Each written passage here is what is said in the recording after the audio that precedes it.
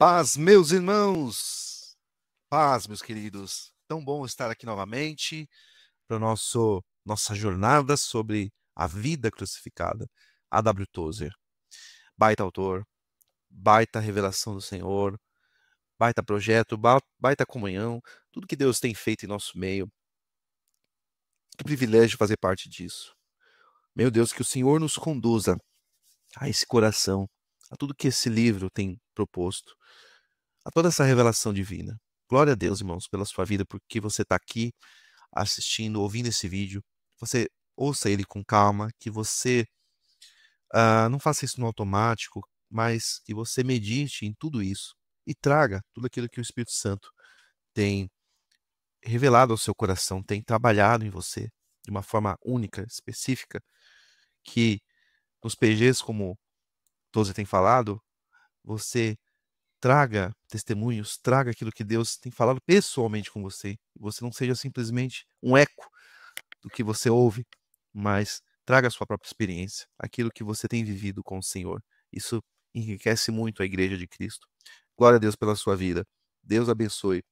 E hoje, capítulo 12, falando sobre permitir que Deus seja Deus. Como assim? Antes de tudo, vamos entender aqui, começando em Gênesis 1:26, quando o Senhor, quando Deus, a Trindade, diz: façamos o homem à nossa imagem, conforme a nossa semelhança. Gênesis 1:26. Importante entender que desde o princípio, Deus ele decidiu criar algo que refletisse o seu próprio coração. Olha que profundo isso. E entre todas essas criaturas, apenas o homem, ele carrega esse espelho divino. Algo dentro de nós, dentro de você, corresponde a algo dentro de Deus. Que glorioso. E não é apenas razão, apenas consciência, é um mistério. A capacidade de conhecer, sentir e amar o Criador. Deus ele olhou para os céus, para as montanhas, oceanos e disse: façamos o homem à nossa imagem. E nesse instante, ergueu-se uma ponte entre o temporal, ou seja, as coisas criadas, e o eterno. Um elo invisível que faz o homem ansiar por algo que o mundo não pode oferecer. Nós somos o único ser da criação, único, feitos para conhecer o próprio Deus de forma relacional. Mas, ironicamente, nós também somos os únicos que insistem em viver longe dele.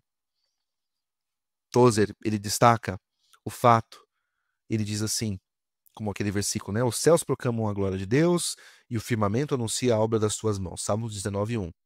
Se você olhar e observar a criação, o pássaro, ele não está duvidando do voo dele, o rio não está hesitando em correr, a estrela lá não está questionando por que ela brilha. Cada criatura, ela vive dentro de um propósito. Tudo está cumprindo o seu papel, sem confusão, sem pressa, porque Deus é perfeito. Há uma harmonia em tudo que o Criador fez. Mas tem uma exceção, o homem. O homem se afastou do seu ambiente original, que é a presença de Deus. E desde então ele vive tentando se adaptar a um mundo que não foi feito para nutrir a sua alma.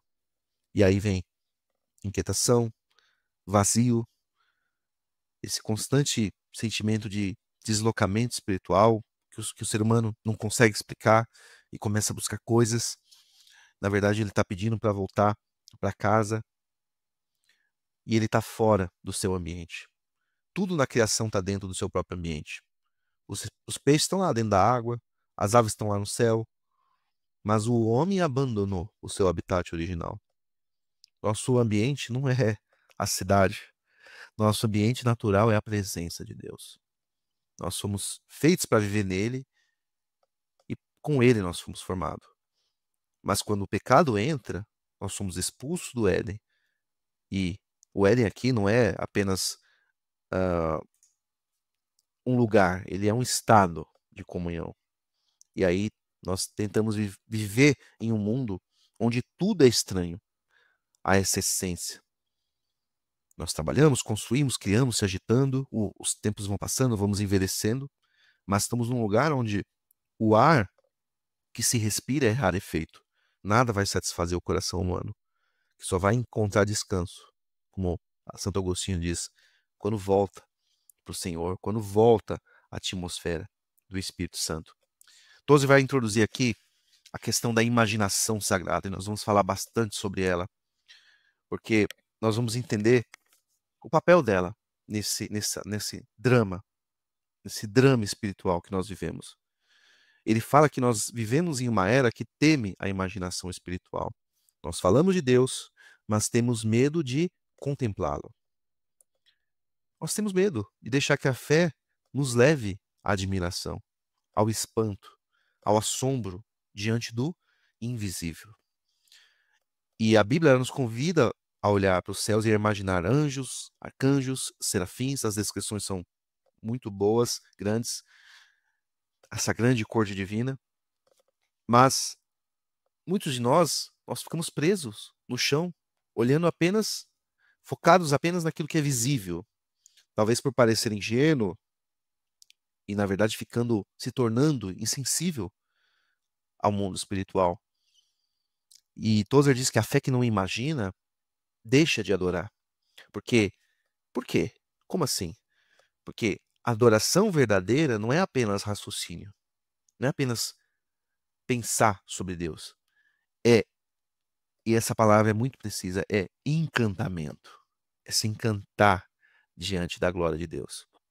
E quem perdeu essa capacidade de se maravilhar, perdeu o primeiro passo da comunhão. Essa admiração. Deus nos fez para admirá-lo. E só quando nós o admiramos é que nós nos tornamos verdadeiramente humanos. Adorar, se maravilhar, se extasiar, é o ato mais profundo da alma. É a nossa respiração natural do nosso espírito que reencontra o seu Criador. A adoração é a ponte entre o humano e o divino. Ela vai nascer quando a mente se cala e o coração desperta. Quando nós deixamos de ver apenas o que é terreno e passamos a enxergar a beleza de Deus em tudo. Essa admiração é o começo da restauração. Porque quanto mais o homem contempla a glória de Deus, mais se reconhece a imagem desse Deus. O homem que admira é o homem que volta ao seu lugar de origem. Por isso a questão da imaginação. Aqui não é uma imaginação fantasiosa, é uma imaginação santa. Ou seja, a capacidade de ver pela fé aquilo que é real, mas é invisível.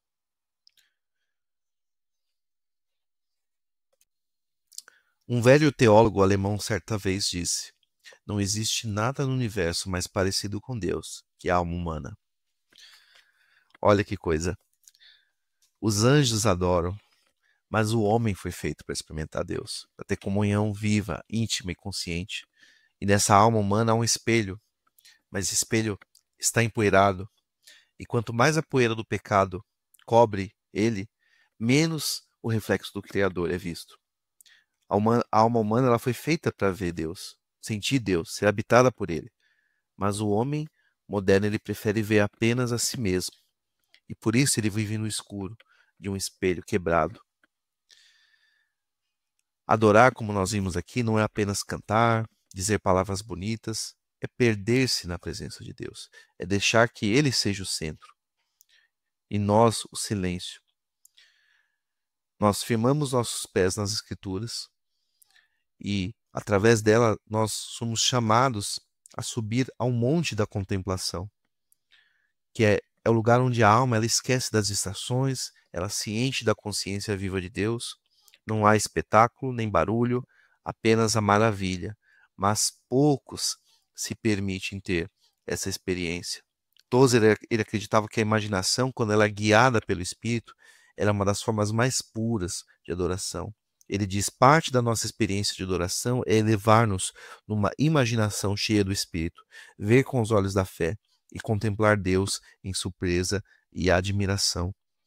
Ou seja, de novo, não é fantasia, é ver com os olhos do coração. É permitir que a nossa mente viaje em reverência e amor, visualizando o caráter, a beleza e a grandeza de Deus. Mas poucos, eles se permitem essa experiência. Nós tememos ser místicos demais, espirituais demais, intensos demais. E assim nós trocamos o êxtase pela rotina, a glória pela atividade do dia a dia. E alguém poderia dizer: nossa, mas você está querendo dizer então que está tudo certo, então nós estamos bem, o homem está bem. O homem, sim, ele é uma criatura decaída.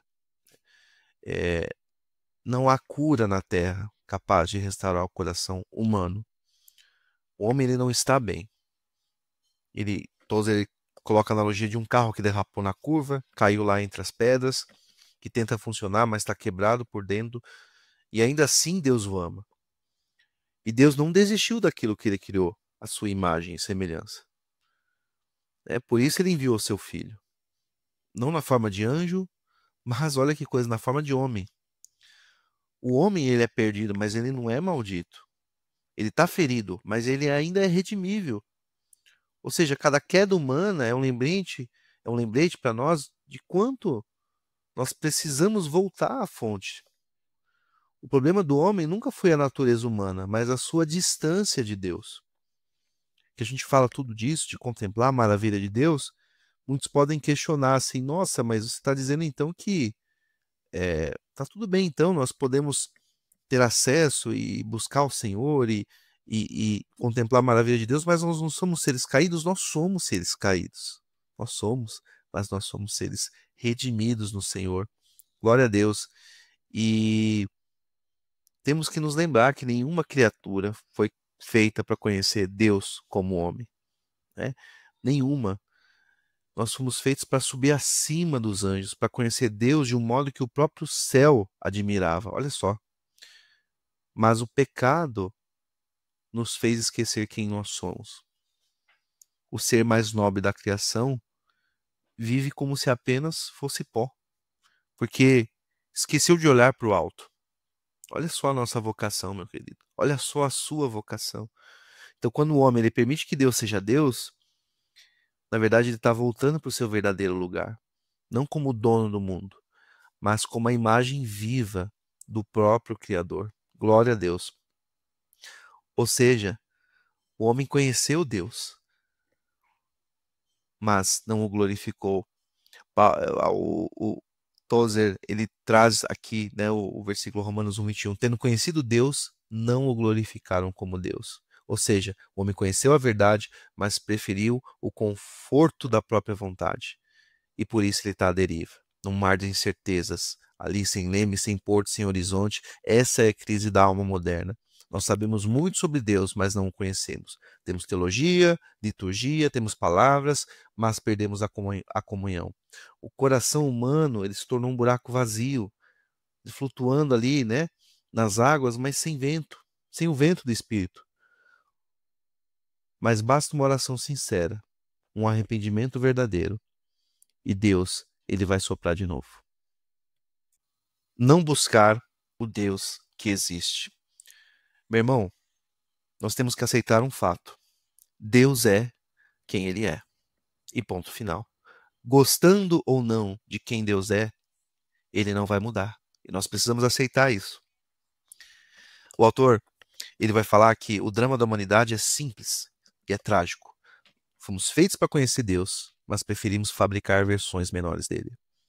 Criamos Deus de conveniência, mudamos ao nosso gosto, feito sob medida para o nosso conforto espiritual.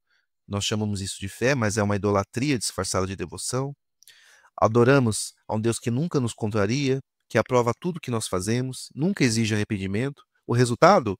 Igrejas cheias, mas os corações vazios.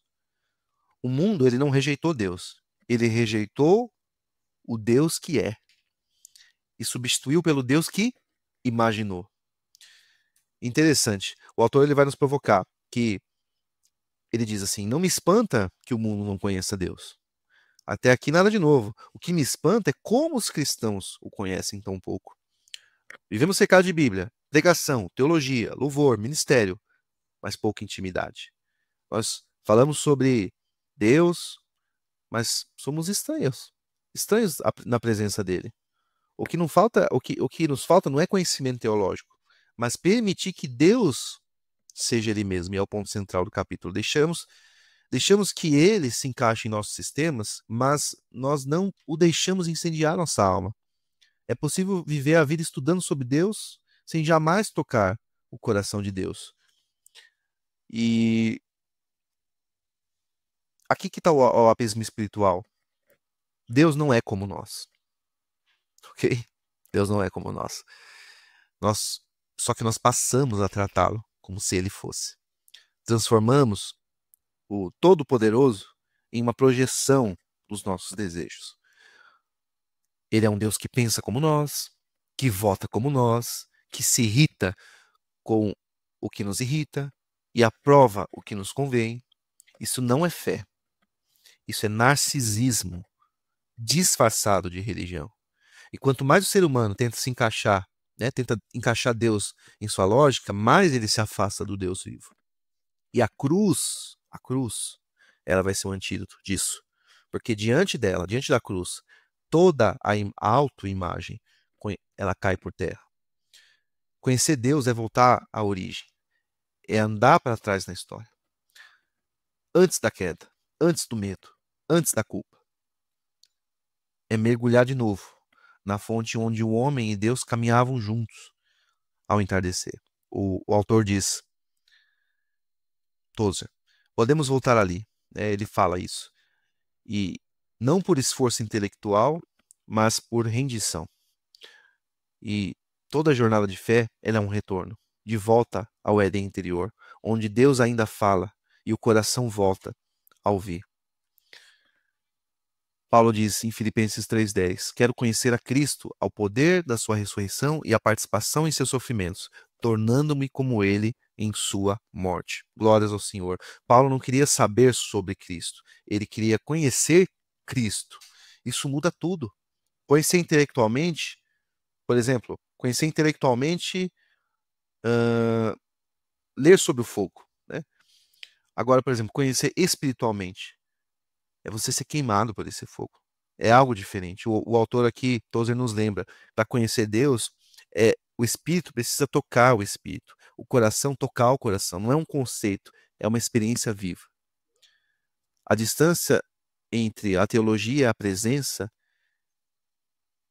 ela é enorme, é um abismo. E o que vai unir as duas é uma oração verdadeira. É uma oração verdadeira diante do Senhor, né?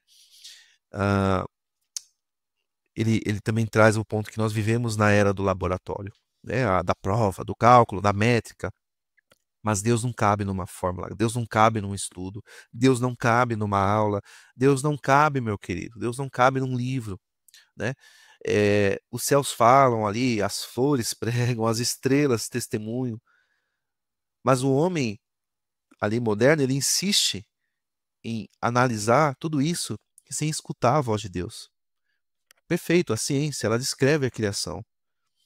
Só que o Espírito, ele revela o Criador. O problema não é investigar, não há nenhum mal com isso. O problema é reduzir o mistério ao mensurável. Você querer mensurar Deus.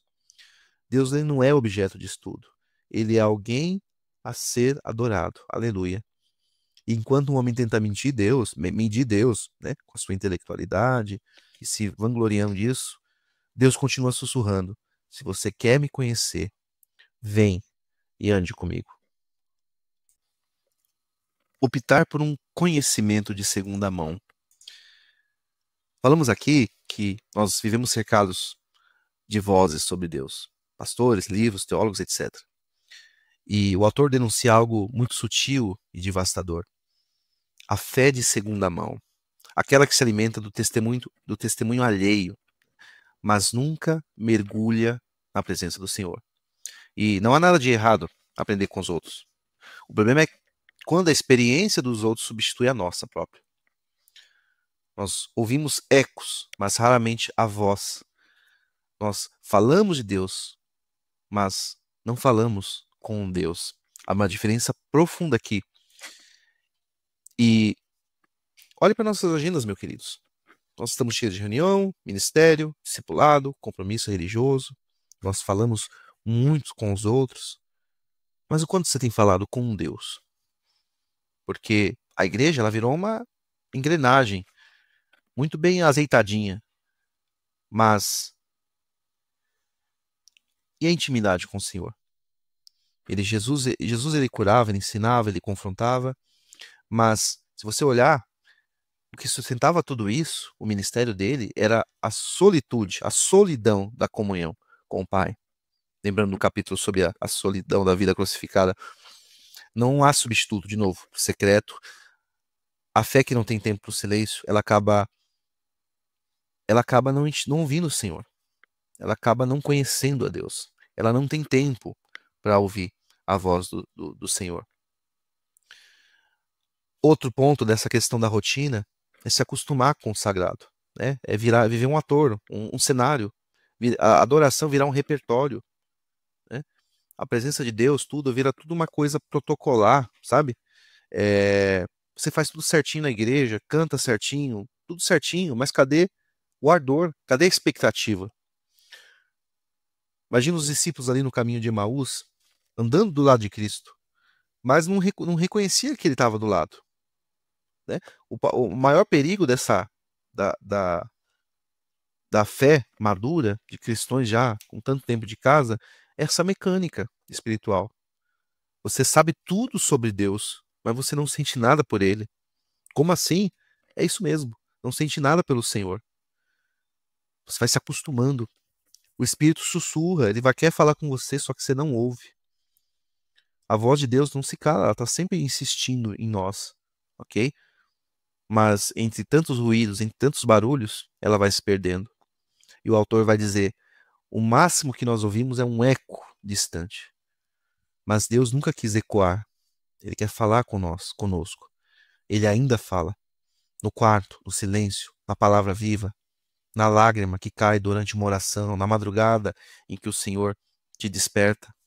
Em nome de Jesus, você permita que nós permitamos que o Senhor fale ao nosso coração, que a gente não se contente com os ecos, né?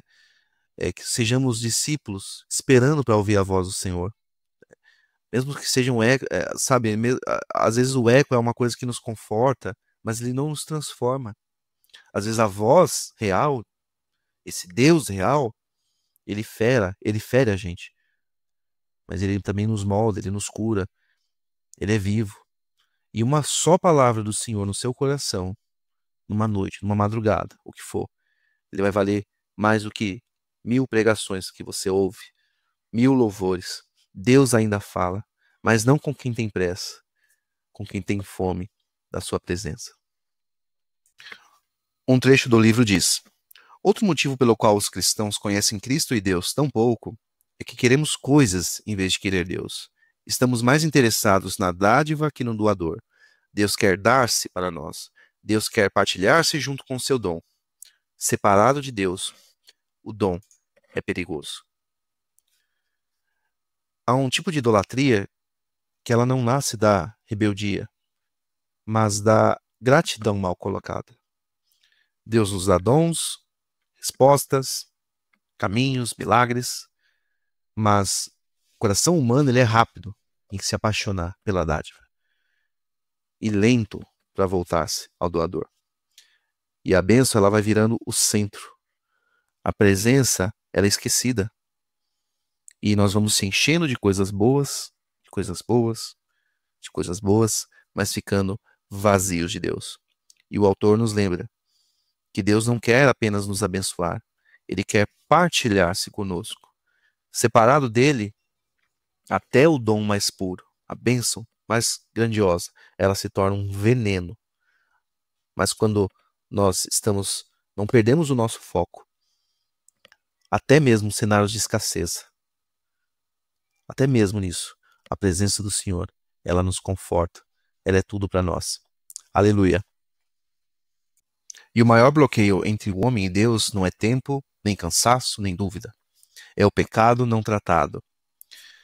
Não um erro pontual, mas aquele padrão não confessado, aquele pequeno desvio que vai se tornando uma muralha. O autor é direto aqui. O pecado é o obstáculo entre nós e ele. E enquanto ele não for removido, a intimidade com Deus, ela vai sempre sendo parcial, né? A alma até ora, até busca, adora, mas ela não sente a presença do Senhor. Meu querido, é difícil falar isso, mas nós precisamos ser obedientes ao Senhor. Já colocou o joelho, orou, você não sentiu a presença do Senhor, você, como se fosse um bloqueio, uma parede, uma muralha na frente, entre você e Deus, né? Você serve ao Senhor, mas você não consegue entregar o coração ao Senhor. Isso é o pecado, a palavra diz, né? Se nós confessarmos nossos pecados, Ele é fiel e justo para nos perdoar e nos purificar de toda injustiça. 1 João 1,9. E Deus não perdoa a gente apenas para nos aliviar. Ufa, me livrei desse pecado, dessa culpa. Ele perdoa para a gente se reconectar com Ele. Ele quer de novo nos abraçar, Ele quer de novo, sabe? O perdão não é para tirar a culpa apenas. Ele é para nossa comunhão, meu querido. O pecado é removido, mas não é o objetivo final. O objetivo final é o Espírito sendo derramado em nós. Voltar o nosso rosto e conseguir ver Deus, né? Aqueles que honrarem ao Senhor, eles verão a Deus. A palavra de Deus diz isso, né? Todos aqueles que honrarem o teu nome, a sua face verão. Glória a Deus. E o autor diz: Deus responde às orações para revelar a própria face. Não é para você só se ajoelhar, orar para pedir. É para se reencontrar com o seu Pai, com o seu Senhor, em nome de Jesus. A Bíblia não substitui Deus. Deus nos deu as Escrituras para que o conhecêssemos, mas elas não são um fim em si mesma. Pregar a Bíblia, citar a Bíblia, defender a Bíblia, maravilhoso, mas é possível fazer tudo isso e não conhecer o Deus da Bíblia. E o autor vai dizer: o propósito da Bíblia não é substituir Deus. O propósito da Bíblia é levar-nos a Deus. Como diz, a letra é sagrada, mas nosso alvo aqui não é a Bíblia, mas a presença do Senhor. Ela é inspiração do divino. Mas o nosso destino é pessoal. O nosso destino nos leva a Jesus. A palavra de Deus diz, né, em João 5,39, examinai as Escrituras, porque julgais ter nelas a vida eterna, e são elas que de mim testificam. Tozer, ele vai concluir com esse alerta, dizendo, lembre-se que Deus é um Deus zeloso, e nada, mesmo algo bom, pode tomar o lugar de Deus. Ou seja, nem a teologia, nem a tradição, nem a própria Bíblia. Deus não compartilha a sua glória com nada criado. A palavra é um espelho, mas a glória, ela está além disso. Ela está além desse reflexo. A verdadeira ortodoxia, ela vai terminar na adoração, não só naquele orgulho doutrinário ou orgulho denominacional, porque o Espírito Santo não foi dado para criar teóricos, mas ele foi dado para criar adoradores em espírito e em verdade. A palavra de Deus diz, em Êxodo 25, eu sou o Senhor, teu Deus, Deus zeloso. Trilhas para conhecer Deus. Tozer começa dizendo, os únicos cristãos que você deseja ouvir são os que te dão mais fome de Deus. Não fome de milagres, nem fome de sensações espirituais, mas fome da pessoa de Deus. Você pode conhecer muito sobre ele, doutrinas, sistemas, livros, mas só o Espírito Santo pode te levar a conhecê-lo em comunhão. A fé verdadeira não é uma aula, é um encontro. E o autor nos lembra, você pode conhecer tudo que Deus revelou em Cristo para a sua alma. E isso é infinitamente mais do que você sabe agora. Como diz a palavra em Oséias 6,3, conheçamos e prossigamos em conhecer ao Senhor. Tozer adverte, muitos querem a plenitude do Espírito, o amor divino, uma vida devota, mas sem o próprio Deus. É como buscar uma rosa com espinhos, sem perceber, nesse caso, que a beleza está no próprio jardineiro. E ele diz, se você encontrar Deus, encontrará todas essas coisas em Deus. A busca do cristão não é por bênçãos, mas por presença. Não é por dons, mas por Deus habitando em nós. Buscai, pois, em primeiro lugar, o reino de Deus, que é a sua justiça. Mateus 6,33. Tozer diz que o maior erro dos cristãos é tentar colocar Deus numa caixa. Criamos um Deus domesticado, previsível, controlável, moldado às nossas preferências. Mas o Deus da Bíblia é incontido, livre, imenso. Ele não cabe em nossas fórmulas, agendas, ministérios, e toda tentativa de controlá-lo é idolatria, disfarçada de zelo. O Deus que cabe numa caixa não é o Deus e Pai do nosso Senhor Jesus Cristo. A palavra de Deus diz em 1 Reis 8,27, habitaria Deus realmente na terra? Eis que os céus e até os céus dos céus não te podem conter. Aleluia. E Tozer conclui com uma chave simples e revolucionária. Ele diz, se houver uma chave para a vida crucificada, é esta. Permita que Deus seja Deus. Quando isso acontece, nosso entendimento ele se transforma em intimidade.